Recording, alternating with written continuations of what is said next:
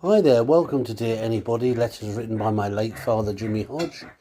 I'm his son Kevin Hodge. Dad wrote these letters in 1999 and I'm trying my best to read them out on a daily basis.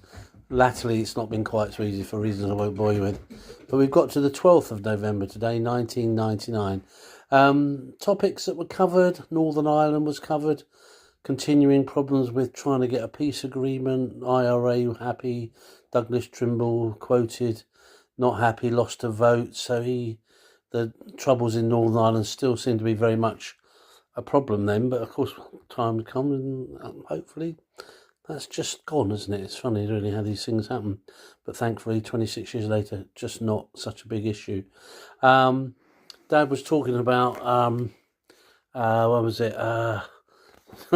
Slightly odd stories today. Mercedes, some guy bought a very, very expensive Mercedes and had his wheels stolen for the second time running.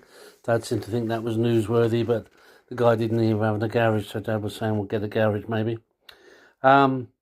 This is slightly odd, isn't it? In 26 years later, statistics will continue to make the papers every day.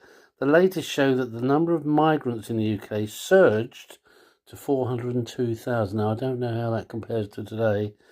These figures include 45,000 people who sought asylum and short-term visitors. And so, asylum, migration 26 years ago, still a big issue, isn't it? Weird, really. Although, there's no easy answer, but 26 years ago, clearly, 402,000 folks. I don't know how that. I think we're in the millions now.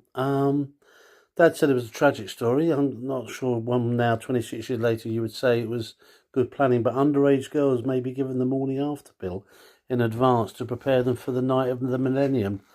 And it was seen as just good practice, really, by the Brook Advisory Centre. And just seen as good practice, I guess, So that was a little bit sad from Dad's point of view. And the price of popularity, Dad said, this is his PS. He said there was a time when the Beverley Sisters, now if you're of a certain age, you'll know who the Beverley Sisters were.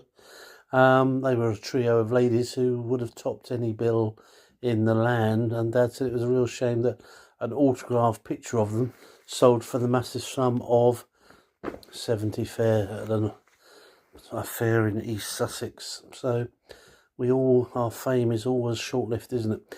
Anyway, that was the sort of slightly varied news from 1999 on the day after Armistice Day. Thanks for watching. You take care.